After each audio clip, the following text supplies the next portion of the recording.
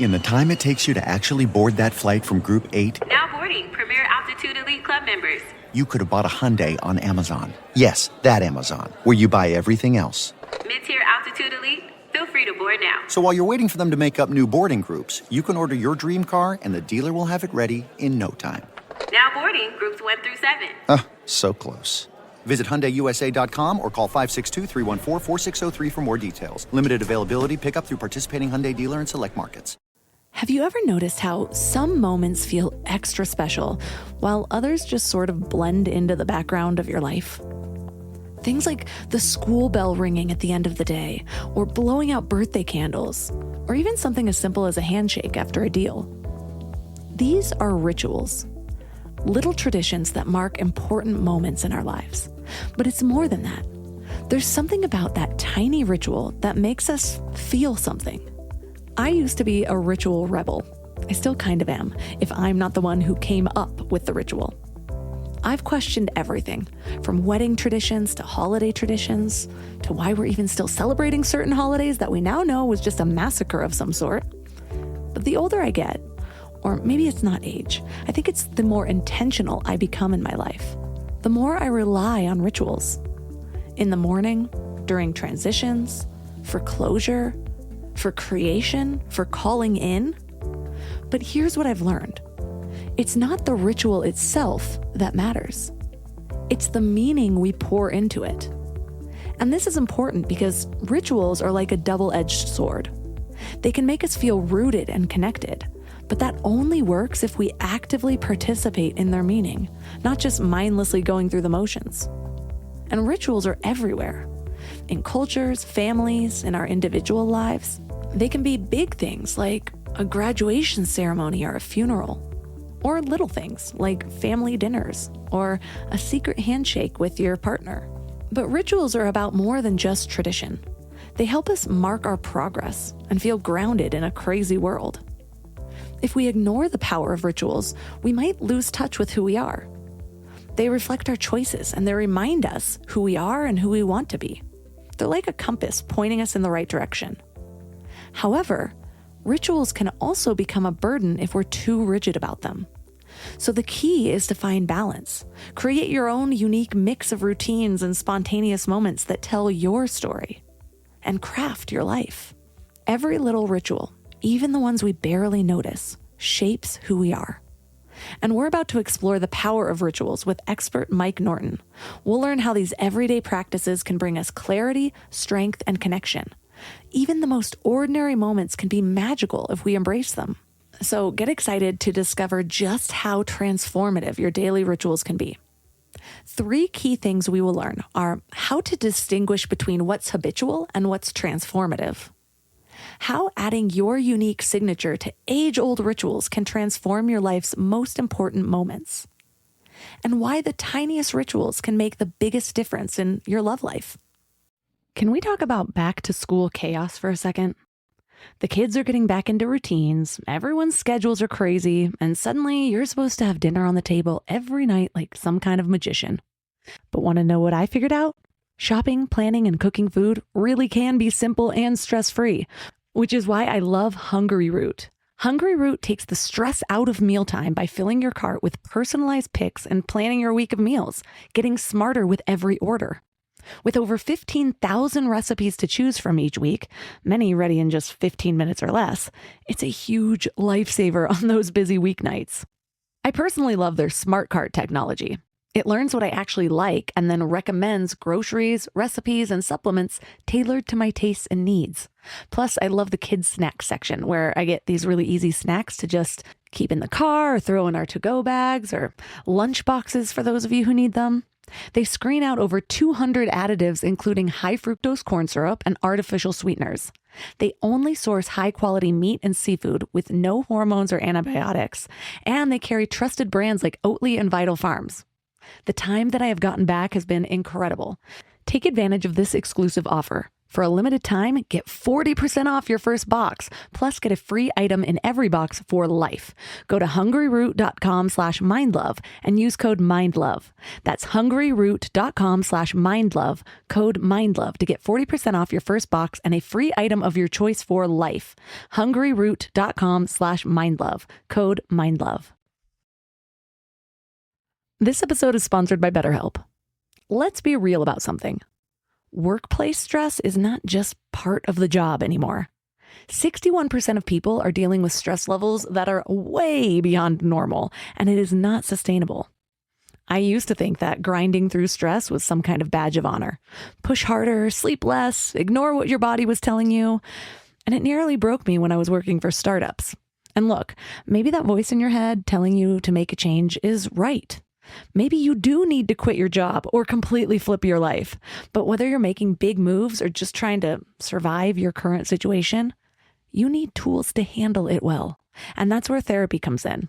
Modern therapy teaches you how to set boundaries without the guilt, how to trust your intuition instead of second-guessing yourself constantly, how to make better decisions from a place of clarity instead of chaos. And BetterHelp is the world's largest online therapy platform with over 30,000 therapists. They've got a 4.9 rating from 1.7 million reviews because it actually works. You can talk to someone from anywhere, and you can switch therapists anytime if it's not the right fit. A vacation won't fix chronic stress, but the right support can help you navigate whatever comes next. As the largest online therapy provider in the world, BetterHelp can provide access to mental health professionals with a diverse variety of expertise. Unwind from work with BetterHelp. My listeners get 10% off their first month at betterhelp.com/mindlove. That's BetterHelp, HELP.com/mindlove. It would be really nice if we could, if we just said, calm down and we could just snap and now we're calm. Or, don't be sad and we could just snap and we're not sad anymore. But we're not built that way. We have to do things to get in the right emotional state. And I think one of the things that can happen with anxiety as an example is we do tell ourselves to calm down. We say to ourselves, this isn't a big deal, calm down. But that doesn't work. And so now we're anxious about not just that we can't calm down, but that we told ourselves to calm down. And now we're failing at that also. So it really starts to spiral out of control for us. And one of the things that researchers have suggested rituals do is, because it requires us to pay attention to something, it actually it doesn't allow us to spiral as far. Turn up your frequency with Mind Love. Bite-sized brain hacks for seekers, dreamers, and doers. It's time to give your mind a little love with your host, Melissa Monti. You wrote a book all on rituals. As I was telling you, this is very timely for me. What inspired your research into this particular topic? I was looking around. So I'm a social psychologist by training, and my whole job is basically to just stare at stuff and see what's going on. And at some point, about a decade ago, I started noticing rituals were kind of all over the place. So, you have like weddings and funerals and those kinds of rituals, but also, athletes were doing these funny things before they served a tennis ball or hit a baseball. People were doing these funny things like psyching themselves up before games and before meetings. And so I really, families have these traditions that they do. I really started to see these little practices kind of all over the place throughout our lives. And that's what got me interested, was not just in some domain of life we're doing these sorts of things, but it seems like humans love to do them across everything in our lives. And that I really wanted to dive into and see what's really going on. Why do we do it so much? Yeah, I have little rituals for things, and it's almost dangerous territory for me because once I define a ritual, it feels very off to break. And so I've had to, I'm a Taurus, and I'm not super attached to astrology, but I have found when I get deep readings on it, like the natal chart readings and things like that, it goes a lot deeper than just reading your horoscope in the back of a magazine, if people still do that, because it's 2023 on an app, I should say. And I'm always like, wow, that is so like me. But it says that Tauruses are all about like routines and things like that. And growing up, I didn't see that in myself. But I think it was just because I didn't really have a strong sense of self. And now that I do, I am so about my rituals, my morning routines. But they really help me thrive in one way where I'm like, okay, now I can get all of this stuff done. I feel great in the morning, whatever it is. But then I started to realize I would travel and I would need to bring so much to bring my ritual. Yeah. So it's this balance of loving the ritual when it's there, but also not being so attached that it keeps me away from new experiences and mixing things up. So that was just my first reflection around the idea of rituals. But when you started looking into it, what did you start to see? Did it change your definition of what you thought a ritual was when you started really just bringing awareness to it? It's so interesting because the facet that you highlight, which is it's almost like they have reward but risk, I think is it isn't just the case that the more rituals you add, the happier you are. It's unfortunately it's not that simple. They do come with, I think, risks actually. And so we do see people who have their morning routine or their bedtime routine or their pre-meeting routine that's a little bit ritualistic. And they say, my gosh, I feel really, really good when I do it my way. It's the right way. I've been doing it for years. I feel ready to go. I feel prepared.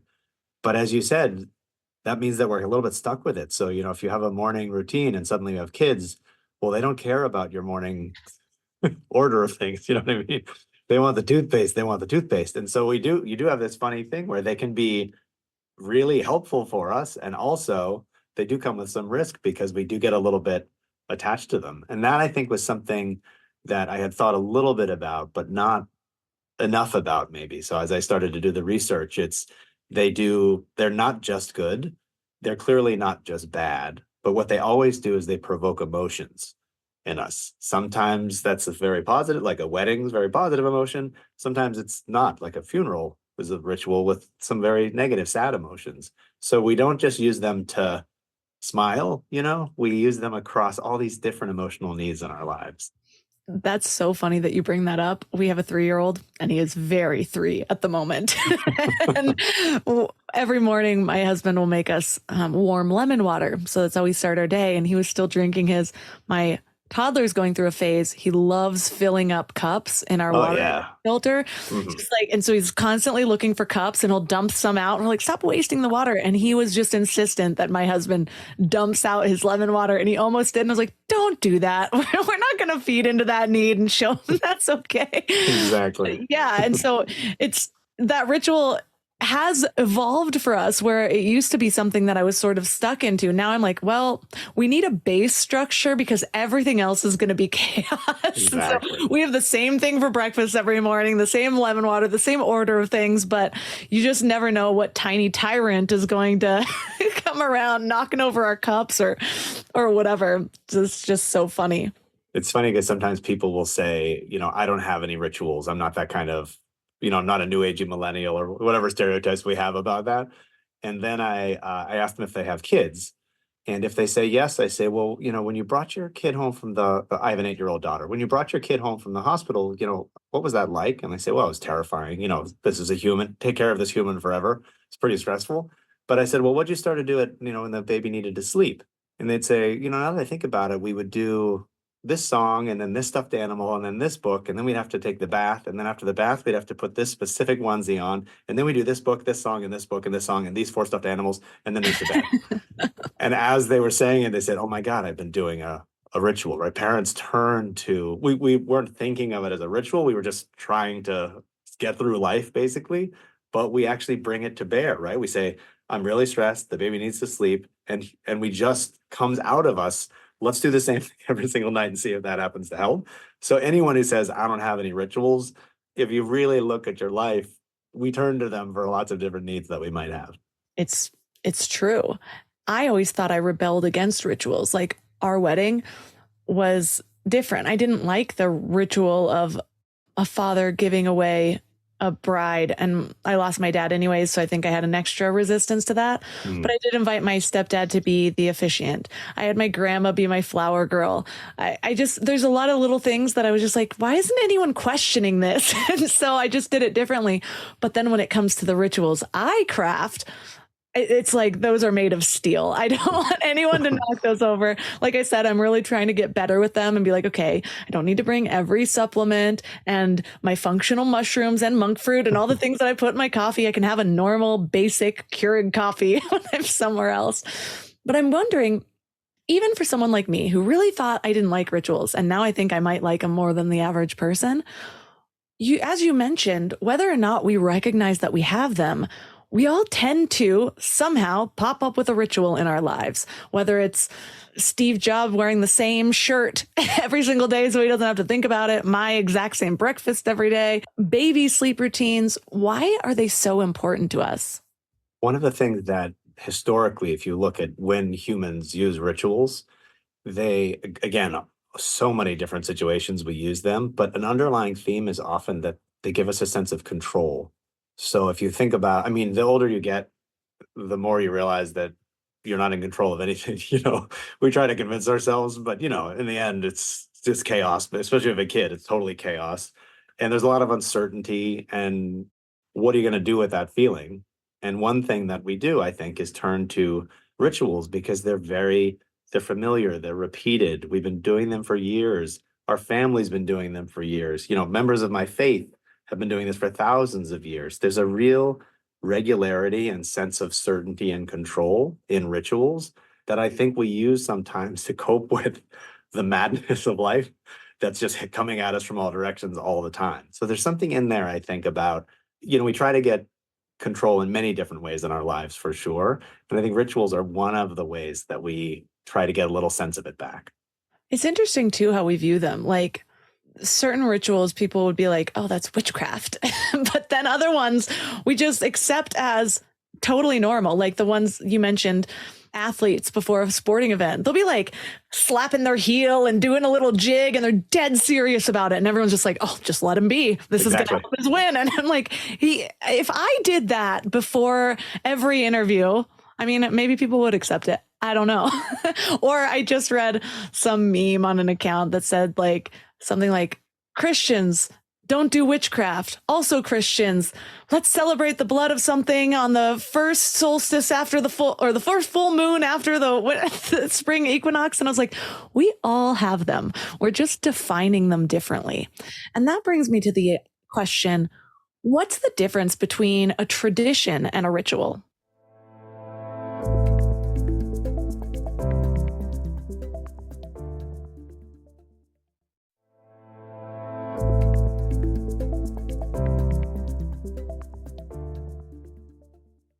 What's the difference between a tradition and a ritual? I think they often overlap. So even if you think of your example of a wedding, so if you ask people what's a wedding, things come to mind. There's if you think of like the Christian wedding in the United States, let's start there, even though they're very different all over the world. But immediately it's like, well, there's an aisle, there's people sitting down, someone's at the front officiating, people are dressed up.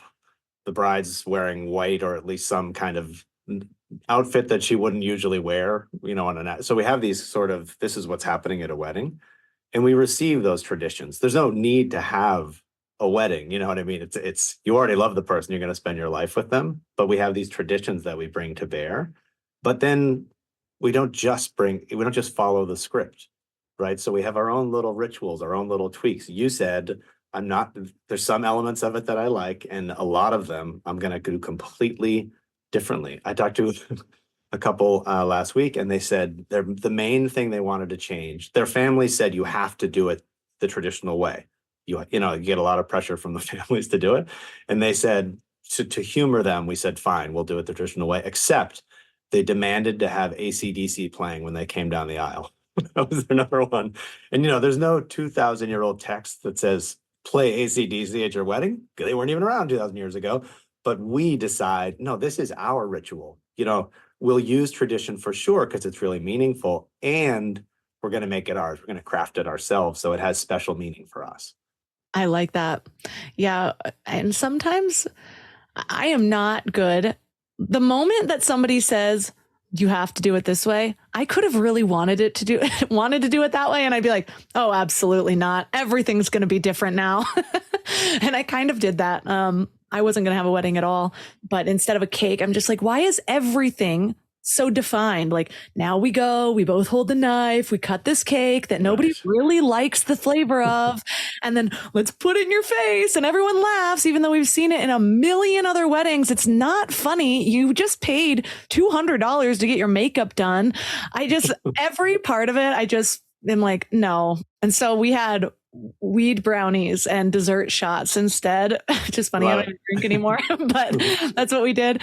And we forgot to tell one of our groomsmen and his wife, and they don't partake in any of that. And so they just saw brownies and ate them, and they missed our wedding photos. It's like a whole thing. They're like, I don't think we can show up. Stace was really, it was not my best work, but amazing story though. Amazing story. So but it reminds me of how, like, for me, I could see how a big part of my identity was coming out there, and it was in my identity of not fitting into a box. And so I was very pushing against the rituals. But then there's the other ones, like my morning routine. I did have to kind of grieve parts of my morning routine. I still do try to do it, but it ebbs and flows. I went through like 2 years of having the exact morning routine, then had a newborn, lost it all, got it back for a while when my baby was old enough to have daddy take him. But I realized I was actually causing myself more stress than good trying to stick to the same thing. And so I had to figure out, how do I have a ritual where the ritual is more about some sort of focused me time, grounding, distraction free, rather than this is exactly what I do. So it's more like, even like my work day of time blocking. It's like, okay, well, Tuesdays from 1 to 3, I'm doing admin tasks. It's not the exact same thing, but it's in the list that I have that's titled that. But you talk about how our identity is impacted by our rituals and how they can even help us transition from one to the other. And that's why I was thinking of that sort of transition of like motherhood. But I don't think my transition was super graceful. So I'm wondering, how did you find that they're effective in helping that transition? it is so funny that so another thing, if people say, I don't have any rituals, not a ritual person, you can ask the questions like, have you ever one day decided to put on a long robe and wear a hat that has a square on top of it with a tassel on it and walk across the stage and shake hands and take a scroll of paper and you just keep going down the list. And they're like, oh yeah, no, of course I did graduation. You say, well, what's a pretty weird, you already passed the test. There's no reason to put the hat on. So we absolutely turn to them in moments in life where we say, you're done with being that person and now you're this person. Nearly every culture has a ritual between roughly the ages of 12 and 16, where kids go from being kids to being an adult, to being like a fully formed member of the community. And it everywhere, you can think whatever your faith is, whatever your culture is, exactly what it is for that one. So we do use them at these moments of transition. And it does seem like it's a marker to say, we could just say, I'm different. But for some reason, we use these things. We gather everyone around us so they can watch us commit to being this new person. And we use it kind of to help us along our way on these transitions. But, as you said, if you get stuck in them, then that's not going to help you with your goal, right? So we usually use rituals. We're doing it in the service of getting something else done in a way. Like you're doing your morning routine to feel calm so that you can have a good day. But what can happen with rituals is sometimes you get kind of lost in the ritual itself. So if for these athletes who do these crazy things before they serve, if they just kept doing the crazy things, they would lose. You got to stop and do the thing. So we engage in these rituals to try to get something else out of it. And as soon as they start to be, no, I just need to do the ritual to do the ritual. Well, now we've lost the link between why we were doing it in the first place. And that's when we might start to say, think about pulling it back a little bit. It seems to be interfering instead of helping. Yeah, maybe that's why I didn't feel like a full-blown adult until I got married. I never had a sweet 16. We don't have the quinceañera and things like that, or the bat mitzvah. And so I was just still, I felt like 14 years old until I was like 29. Yeah. I Once needed a ritual. if you look down at your hand and there's a ring on literally the finger is called the ring finger. Like we named the whole finger after the specific thing, which is a wedding ring. And you look down and you've got a ring on it. You're not a kid. You know what I mean? Like you're not 5. You know you're not 5 because you're married now. So we actually do use rituals to say, I'm not that anymore. I'm this. And we even use like physical evidence to be able to say, no, I'm not that. I'm something new. Oh, wow. And then if you really consider, there's some people who have no desire or plans to get married, and they still have this ring finger. Is it just meant to look down and think failure? Like you're not living up to society's expectations. Exactly. Or after a divorce, you have the tan line where the ring was. I mean, it's very painful, really. It's like These ring you fingers. might feel fine, but you have a whole finger that's not living up to its purpose. Its only purpose. I know. You write about ritual signatures. What do you mean by that? I think, relating to the idea of your question about traditions versus rituals, I think that traditions often come to us fully formed. Sometimes, like you, we react against them. Sometimes we say, no, that one works for me. I'll take that on. But also we do our own tweaks on things. So we make it ours, even in the context of a wedding. Yes, it's a tradition, but I make it mine. And when we make our rituals our own, or most people have some kind of morning routine, and it very often involves coffee or tea in some order, or taking a shower and brushing your teeth. It's the same elements, but I do it my way at my time in my order.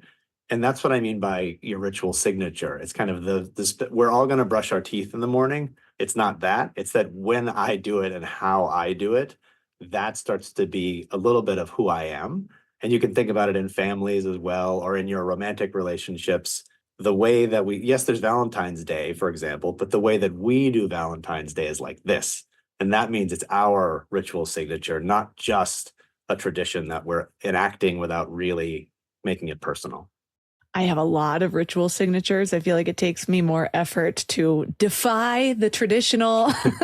Like my whole family is really concerned that we're not doing Santa and the Easter Bunny. Like they're very concerned. Are you sure? You're taking away a lot of magic. And I was like, we have different experiences there. I have a very core memory of learning that Santa wasn't real. And I swear, I don't think I ever trusted my mom in the same way again. I was just like, you lied to me my whole life. Yeah. But it might be because I literally argued when I was, what grade was that? I think I was in kindergarten, and I argued with a first grader at a new school. I didn't have any friends. So I was sitting at this table with all first graders, and he's talking about how he found out his dad was Santa. And I stood up at a new school and was like, you don't know what you're talking about. Santa just doesn't come because you don't believe, so your dad has to do this. And I was like, this is how I spent my first week in a brand new school in a new town. Fighting. And the moment I found out, it's like the blood rushed out of my body, and I was like, I made a fool of myself 2 years ago. And you made me make a fool of myself. What kind of a parent would you? So I see both sides on that one. I know there's a lot of magic in it, but just for us, we're trying something new. What does it look like if we don't lie to our kids? I say, as I also am like, Mr. Dump Truck says you need to brush your teeth. So I don't know. I might just be a total hypocrite. Yeah. It is funny. We encourage our kids so much to enter pretend worlds. And we loved entering. I mean, we get to be kids again because we get to enter in the world also with just like a stick. All we need is a stick. And now we're off in this other world. But then sometimes we say no, not that kind of pretend. This kind is okay, but I don't like this other kind. So it's very fun. Pretending is, in a sense, lying is too strong a word, but it isn't real. It's just so interesting and fun to pretend. And I think if you think of something like the Easter Bunny like that, then it can be kind of a fun pretend thing. But it sounds like in your experience, it got to be too much, too insistent, that the thing was real, and that maybe was a line too far. Yeah. And I think we're all just meant to follow our guidance. So I would never bash another parent and say, well, all these parents are lying to their kids. But that was how I internalized it. And I feel like I had that experience for a reason. Maybe for some reason, I'm supposed to do something differently because I have this adverse reaction to this way.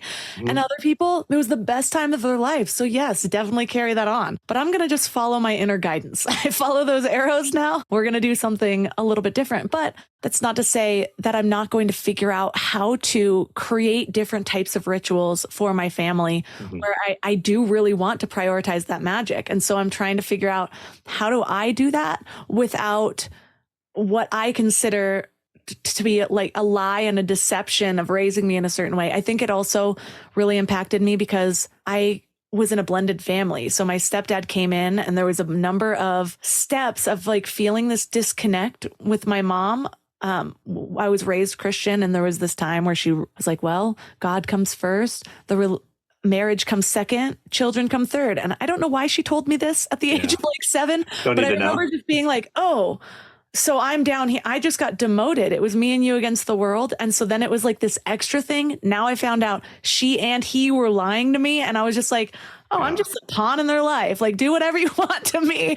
And so what we plan to do with the rituals is I really want to add that magic into our spiritual beliefs, because I feel like when I learned that Santa and Easter Bunny weren't real, the magic was just dead. And when I started to really connect to my own version of spiritual beliefs later on and understand the way the world works and the divine force that's within everything, it was very hard for me to wholeheartedly believe, because there was this moment at a core foundational development time of that being cut off. And so I want to see what happens with this new way of doing that.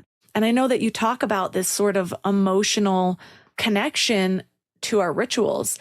And I'm hoping that doing it in this more intentional way for us can keep that emotion, because I also know emotions are the drivers of our behavior. That's what we learned in both Atomic Habits and Start With Why, both talking about that our emotional brain, the limbic brain, is what drives our behavior. And we're also often trying to do it with the logic side. So I'm curious, when you think about that, reminds me of the whole habit thing with Atomic Habits, the emotion, the ritual behind it. How do you differentiate between a ritual and just a habit we're trying to create? Or can it be one and the same?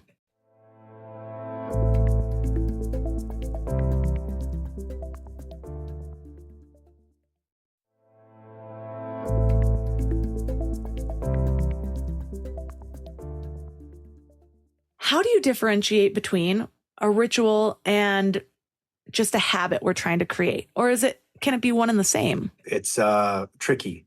So what's interesting is that two people can be doing the exact same thing.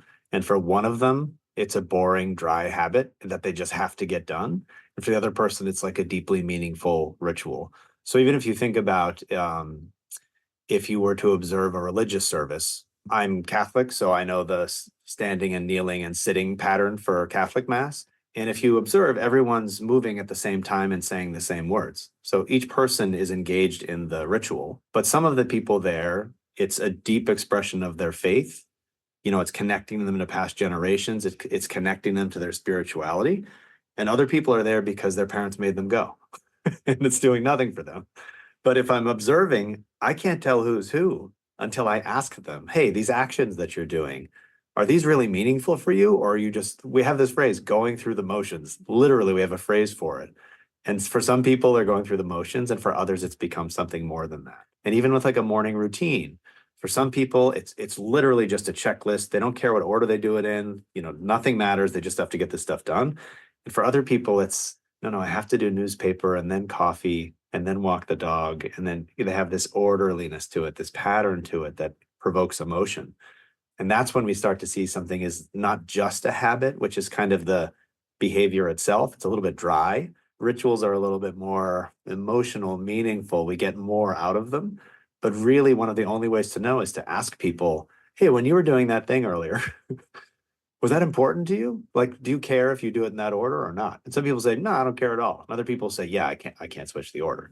I have to do it in this way or I'll feel like weird all day. So that is a little bit like sometimes the word ritual, you think of like people in robes, with candles chanting and things like that. I don't mean that end of the ritual continuum, but this difference down here between Are you just going through the motions, or are you imbuing them with something more than that? And when you are, I think it's moving toward more ritualistic. For some reason, I'm just reminded of like a show I saw like 15 years ago around people with really extreme cases of OCD, and they've got to like flip the light switch on and off 17 times before they go to bed. It's like sometimes this ritual, and like you said, I'm just reminded with that phrase, well, if I don't do it in this order, I feel off. It's like, What? Are you creating your own OCD sometimes? The church I grew up in, I don't know why, but we spent a lot of time. They had like defend your faith seminars. We spent a lot of time really learning why ours was the only way and everything else was wrong. And it's funny that you bring up the rituals around Catholicism, because that was something that we learned was, well, why would you just repeat the same words every time? You completely lack a connection with God. And it was like, and it's funny because I thought about that years later when I was developing my own morning rituals that made me feel really good. And I was trying to figure out why I had this like subconscious resistance against going through specific motions. And I had to consciously reverse that so that I could connect, because it ended up being so helpful for me. And it ended up grouping together, habit stacking, really, a bunch of behaviors that I knew would make me feel good, but I had to kind of create my own ritual. And I even love to like light a candle and have stuff like that. And it feels really good. Yeah. And, I think it's really important to think about one of the things that rituals do really well is they bring us together, religious rituals, but all kinds of rituals, family rituals as well. But they can also divide us, because if our way of doing it is the right way, then other people's way is the wrong way. And that means we get both connection, beautiful, wonderful, meaningful connection with people. But we have to make sure that it's not, when we do it, it feels good. If it starts to feel right, that's when we can start to have, well, then therefore they must be wrong. And we do see that in our research, that they do both things. They can bring us together and heighten differences between groups. That is such an important distinction. I think that is why I do feel so good in my adult life, just having a more broad sense of spirituality, because for some reason we kept learning how things were right and wrong. And because some things didn't sit with me or didn't have specific meaning for me, inside I was internalizing that as I was wrong. And in the same way, that it's like that same energy followed through when I was having a morning routine that was really special to me. And then I would break it for some reason, and I would feel like something's wrong. And what I've really had to learn, really to harness my own inner peace, is being okay with the ebbs and flows of things and being like, oh, that was awesome that I got a 2-hour morning routine for a whole 2 months. And now it's 3 minutes, but whatever, I have some time for myself. And when I have a 3-minute morning routine, I'm going to instill some extra time and go on a long walk with an audiobook, something like that. Oh. And just being okay with the shift and not creating meaning around it for either myself or for somebody else. Because like I mentioned, that meme that just I thought was funny was around like you can look at a different religion and be like, oh, that's witchcraft or blasphemy or whatever words your way of thought thinks of it. But at the same time, you probably have plenty of things in your life that they could do that exact same thing to. Like, when is it witchcraft versus you're still lighting a candle? You're still doing something representative of blood and body. You're still doing it on the first full moon after the spring equinox, like whatever. Like, it has all of the exact ingredients. You're just labeling it differently, and you think it's because it's a different god or something like that. So that's what makes it witchcraft. But my point is, we're creating meaning for ourselves with these rituals, but in doing so, we're creating meaning about a different way, whether that's a different way of you moving into somebody else doing it. And that's when it really starts to divide.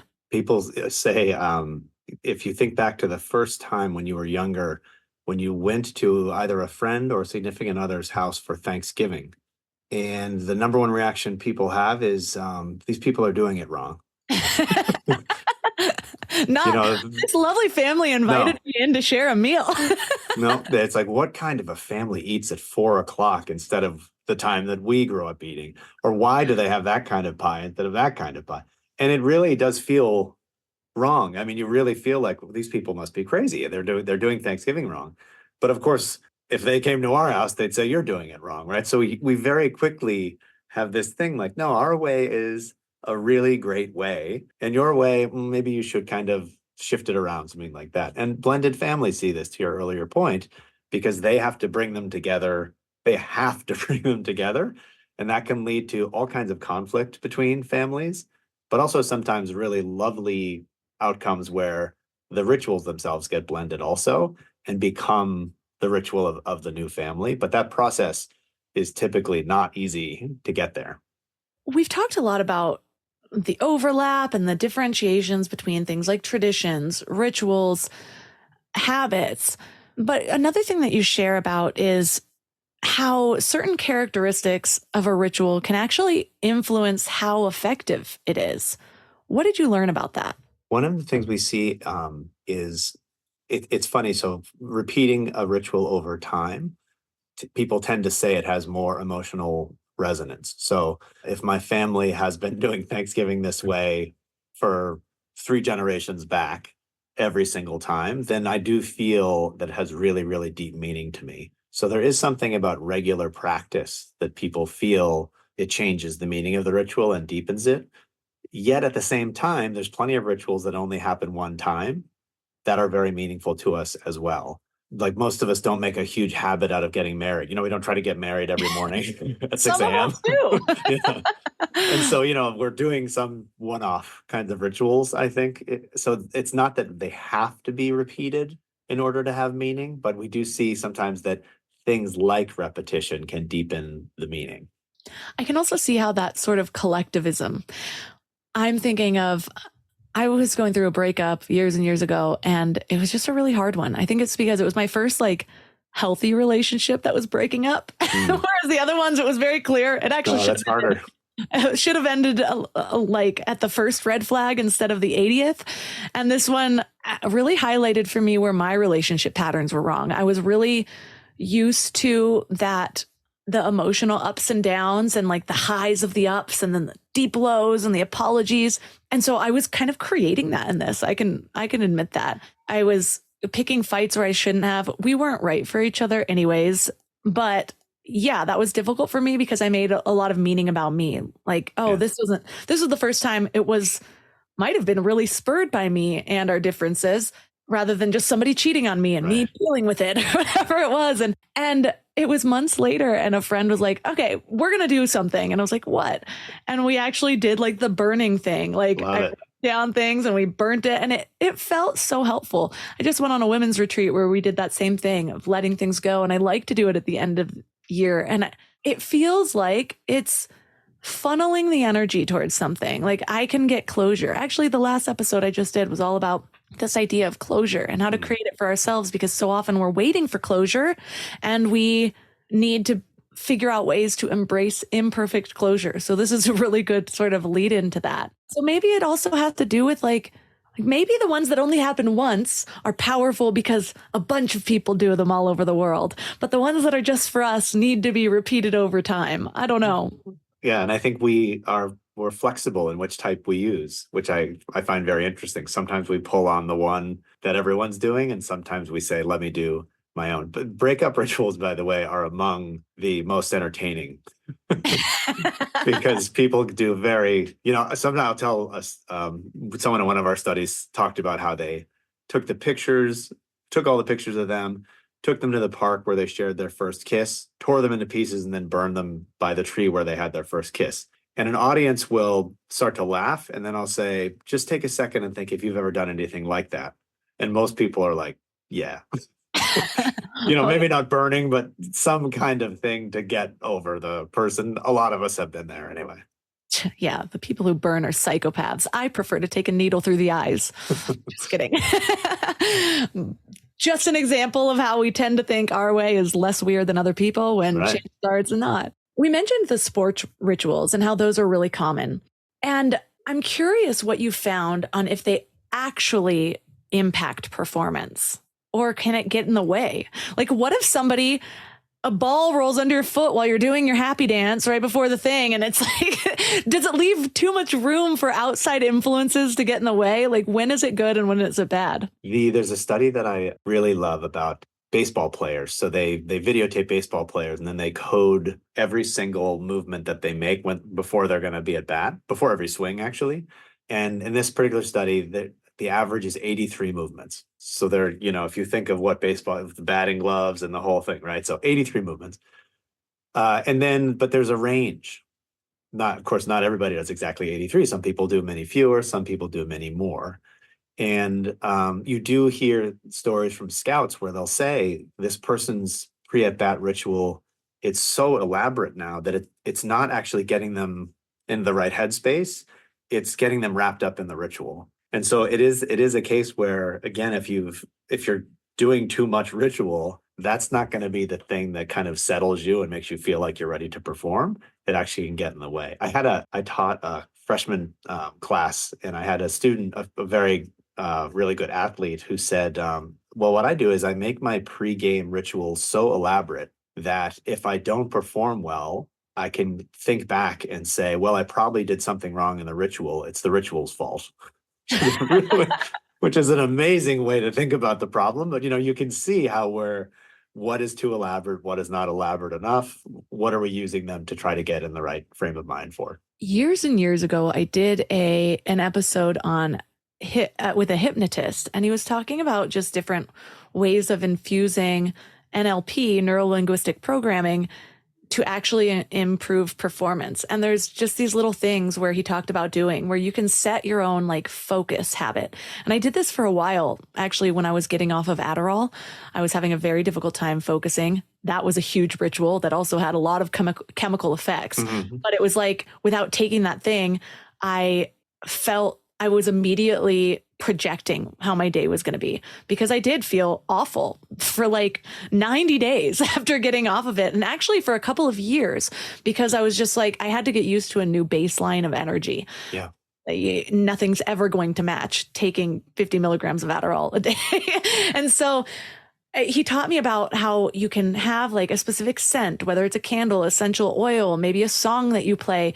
But there's even another thing around like a pressure point. And it doesn't even necessarily have to be something specific. You can like squeeze your fingers together and it can stimulate, basically like create a process and a neural pathway where you're like, oh, and then you get into focus a lot easier. And I swear that worked so well for me for a while.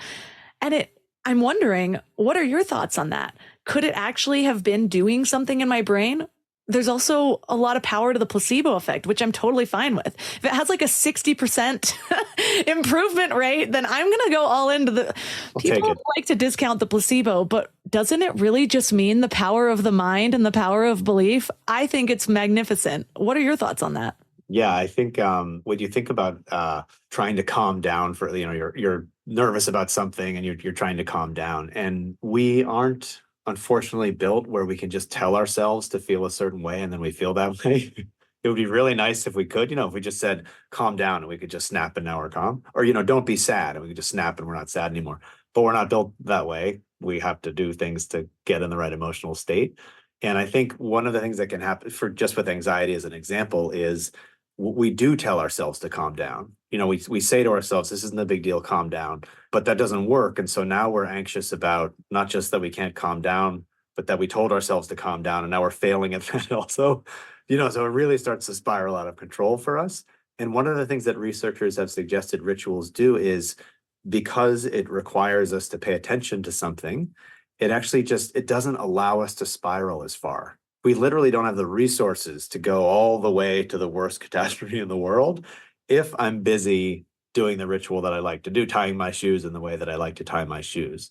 And so we do have this sense of they'll keep us sometimes present in the sense that it doesn't let us go way, way off task because it's bringing us to the here and now. That reminds me of one of the reasons that I really started leaning into rituals. And in my particular life, I identified for a long time with having a very addictive personality. And it's because I did. Like, I was on copious amounts of Adderall. I had a horrible case of bulimia for a decade. I just had a lot of really destructive rituals. And I started to believe, well, I mean, with a lot of things, if you're not creating your life, then your life is creating you for you, is sort of what I came out to believe. And, you tend to chase other people's versions of success, of fun, of the way they want to dress. And so there was this really healing period of my life where I was really figuring out who I was, what was important to me, and creating rituals around that so that it was almost like the replacement effect of like replacing a bad habit with a new one. And I think I really needed those to move beyond some of those just really gripping bad habits, especially bulimia. That was just one of the darkest periods of my life because it was like I could feel when I would clip into that ritual and then there would be no leaving, sometimes for a whole day where I'm just cycling in and out. What did you learn about the people with those really gripping, negative, addictive type rituals? Do they need the positive ones to move out? You see it a lot, even with AA. That has its own rituals built into it. Even just attending the meeting is a ritual. I guess the question is, do you need to still have a ritual to get out of those other ones? It almost seems like you do. Yeah, I think there's, of course, many things contribute to helping people get over addictive behavior because it's so hard to change that behavior. But for example, with smoking cessation, there's the actual smoking, but then there's the whole ritual of reaching for the pack, tapping out the cigarette, lighting the cigarette. It's very tactile, and then there's smoke. It's like a very visceral kind of ritual, regardless of what you're smoking. What surrounds it is there, right? And so if you are accustomed to having something between your fingers and that feels calming, well, we need to replace all of those steps. Right? If I give you a nicotine patch, it's true, it's going to give you nicotine that you would get from a cigarette, but it's not doing the other things that were part of it. And so you do see there are therapies where they think about, can we replace those ritualistic behaviors with other ritualistic behaviors? So if you're reaching for your cigarettes, can we have you reach for something else instead, just to kind of redirect that impulse? And so I do think, again, the solution to addiction is not, reach for your phone instead of your cigarette or whatever. It's much more complicated, but there is this sense that part of the solution is in fact to try to replace some of the ritualistic behavior with a new one. Yeah, I'm thinking about companies that have come out with like they look like almost a little vape, but instead they have like essential oils. I thought that was cool at one point. And then I was like, I think research now shows you shouldn't be inhaling essential oils, but to each their own. I think we want to keep it air as often as possible, but who knows? I would maybe argue if it's temporary and it's for a period of time to move from one that's going to clearly continue to get more addictive, it could be helpful. But then we also have these interesting rituals.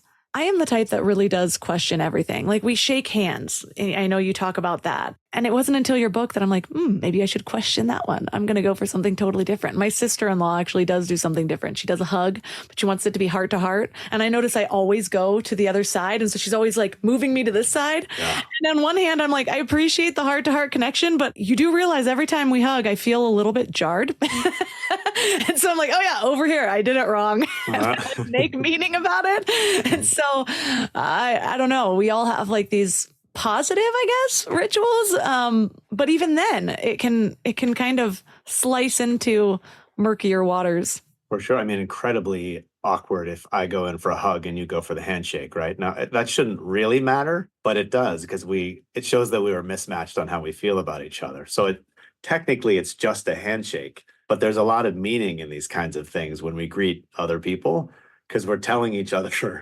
literally how much we love each other. Because I don't go in for a hug with a stranger. I'm just going to start going in for a light face slap. Just a tiny tap and be like, you wake up. Goof you.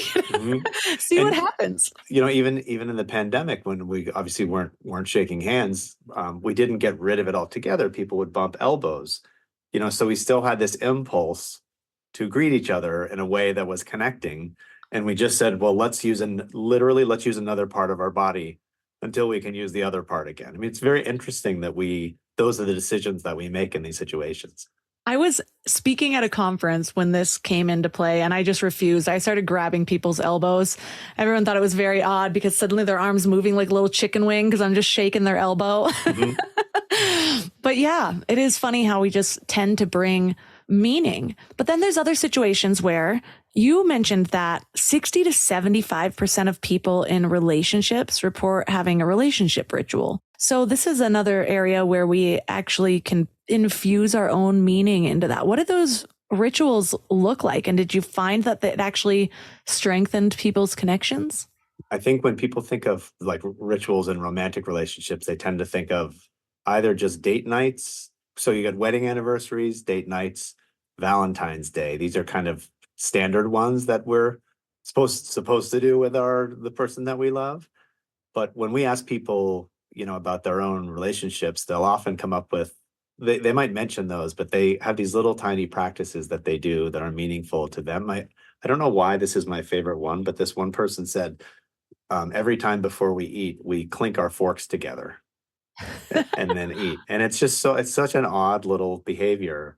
And yet you can see it's like a really lovely thing about that couple. And we do see, if we ask couples, how satisfied are you with your relationship? We do see that couples that have things like the little fork clink are in fact more satisfied than couples who don't have those kinds of practices in their relationship. I can see that because it's a moment of intentional connection. Like you probably, or maybe you lock eyes at that point or something. I went to this class like a decade ago with my husband, and one of my friends was leading like an intimacy and connection class. And she talked about the importance of what she called landing. And it was really like every time somebody came home, you just have this moment of connection. Like you actually give each other a hug and like say, how was your day? And it sounds so silly. Like maybe you do that naturally, but a lot of people do lose those little moments. And then you just kind of go through autopilot, and then you don't wonder why you don't feel appreciated or you don't really have the same connection. I was really hoping this ritual was going to be like a sports dance right before sex. I thought that would have been awesome. I need to come up with like a 83-point movement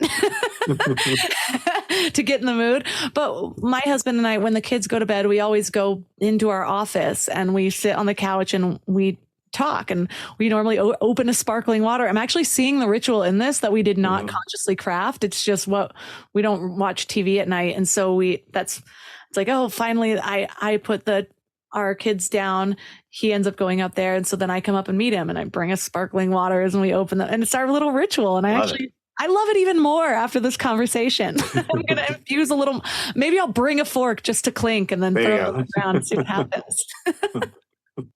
You talk about the 4 lessons of relationship rituals. Why are these important? Because now I'm thinking of all these ways to craft it.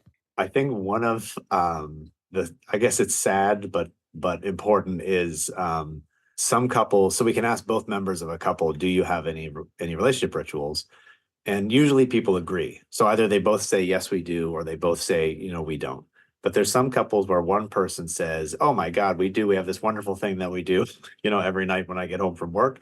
And the other person says, no, we don't have any rituals. And so one of the key, it's sad, but one of the key lessons is they have to be joint. They have to be created by both of you, and you both have to be invested in them. And the other thing that really shows how important that is if you break up with somebody, they're allowed to, you might not like it, but they're allowed to date other people. They're allowed to get married. They're allowed to have kids, but they may not recycle your relationship ritual. The one thing they cannot do, if you got divorced and you found out your husband was doing sparkling water in the office with somebody else, it's like, right? I mean, that's us, right? That's not, you can't use that. And that shows the power of them, really, that they become who we are. And you really have violated something so important if you just take it and use it somewhere else. I think that's so important because I've read from different relationship coaches how you should really look at a relationship as 3 people. It's me, you, and us. And when you do that, you start to see that collective energy of togetherness. It reminds me of how Napoleon Hill talks about masterminds and how when you bring 2 people together, it's not 1 + 1. It's actually some sort of exponential amount of consciousness and ideas. And so that same thing happens when you really prioritize your relationship. There's this like extra energy around it. One of my rituals, I'm realizing all these rituals are coming to mind suddenly. Whenever I hug my husband, for some reason, I'll take off my slipper. We don't wear shoes in the house. And I put my foot on his foot. And so I tell him, I'm like, if I ever die, you're going to feel a foot on your foot sometimes and you're going to know it's me. I'm like infusing my spirit. I was like, and if you divorce me, you might still feel a foot on my exactly. foot, and you'll know that I'm there. It's a curse. Good or bad. But another topic, I was just talking about blended families this morning because I was raised in a blended family. How can rituals help and why are they important? If you look at research about blended families, one thing that stepchildren will say is, I mean, there are so many things that are painful about your parents getting divorced, but one thing is that they do lose the rituals of the family. That in my family we used to always do this when we started dinner. And then when my parents split up, I went to this new place and we didn't do the ritual anymore. Or we had a favorite restaurant that we went to every week and now we don't go to that anymore because it's associated with, their ex-husband or wife, or whatever it might be. And kids feel that loss of that regularity and that important thing because that was part of who they are. And blended families are good at, or happy blended families are good at pulling some of those elements, keeping some of those elements and making sure that they're still there. And you see, then they also come up with their own. So they'll pull from each family and then create some new things for the new family. And it's not an easy process to figure out. It can take quite some time. But when that happens, stepchildren feel like they don't feel torn. They don't feel torn between their initial family and their new families or whatever it might be. They feel at home because these practices have been sorted out in a way that everyone feels welcome. We should start doing this in relationships. I'll get into a new relationship and be like, my last relationship did this. Can we still have pizza nights with him? Just kidding. Uh-huh. Yeah, I could see how that would be really helpful. I didn't have memories of my parents being together because they divorced so early, but I definitely felt, I was just saying this morning to my husband, the thing with blended families is there's a risk of it not feeling stable.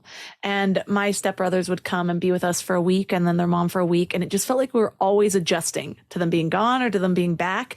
And they were adjusting to being in a different household, different types of rules. And it was just difficult. So we had specific rituals too. Like Friday was junk food night. It was the night that we could order pizza and watch TGIF back when TV was really good. And it did help. It was something that they would look forward to. So even though that was their time that they'd come back, usually that daytime period would be a little rough. And then junk food night would kind of bring us all together. Mm-hmm. There's another area where rituals you brought up we talked about it earlier about how rituals have the potential to, yes, bond groups of people, but it also has the potential to divide. And I'm sure most people out there are feeling that it does just seem like our society is more divided than ever. And there's a lot of theories around this. I think a big one that we just can't ignore is that we just have more ability to view everybody else and what everybody thinks. Just like 15 years ago, we did not have everybody posting everything they believed on their billboard, which is their social media profile, that then I log in to interact with people. And then I happen to see this one guy who believes something totally different from me and is saying it in a very divisive way. So when you were studying this, did you develop any theories on how to make this easier, how to not use them for the positive rather than maybe some of their negative side effects? One of the things that you see is that rituals are used for sure to bring people together. They're used to divide people, but we also use them to reconcile. So if you think about once the damage has been done, people will use ritual both at at a national level, these two groups have been in conflict. But even there's cute stories about people who got a divorce and then remarry the same person later on. And so they've maybe they haven't learned their lesson, or maybe they've learned something about themselves, but they'll often have a new ceremony that's a different ceremony than the original one. There was one couple that got remarried and the invitation to their wedding said that the divorce didn't work out. So we have these funny ways of, I think, using them even when there is a fracture to kind of try to come back together also. I don't know why, but I find it so endearing when people get back together after a divorce. It makes me so happy. Somebody on my husband's side of the family did that, and so did my uncle. And you could always tell he was still in love with her during that period of time. And then now they're back together, and my heart is just so warmed by it. So maybe that's the thing. Maybe I need to invite people different from me over. We can burn some shit, dig a hole, burn some things, shake hands, open a sparkling water and do a little sports dance. I think that's beautiful.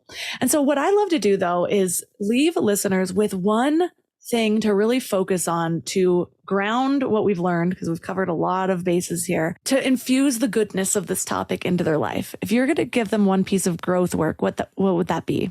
The worst advice, I think, imagine I said, you should meditate for 6 hours a day. That would be great, but nobody's got the time. And so I think a lot about not even so much adding, where should I add new rituals, but I think a lot about looking at your current life and kind of taking an inventory of it and seeing where it's already happening. Because when you see where they're already happening, you get a little more out of it when you recognize it. You even said about your sparkling water, with your husband, that now when you do it, it's going to feel a little something else, right? And so I think seeing your rituals and owning them and acknowledging them, that alone is already a nice place to begin to get a little bit more out of them. Next time we talk, my sparkling water ritual is going to be like a 17-step ritual that includes a dance and an aroma. It's going to be great. Love it. Thank you so much for everything you brought to this topic. I personally have found such power in rituals, especially when I do consciously craft them, whether that's tweaking a long-standing one to just feel more like me, or it's something to instill a new behavior that I want to do, or it's to receive closure or a transition. They're just so powerful. So I love this topic, and thank you for devoting however long it took you to write a book, because that's a big feat. So for listeners that are really resonating with this and they want to go deeper, where's the best place for them to connect and to find your book?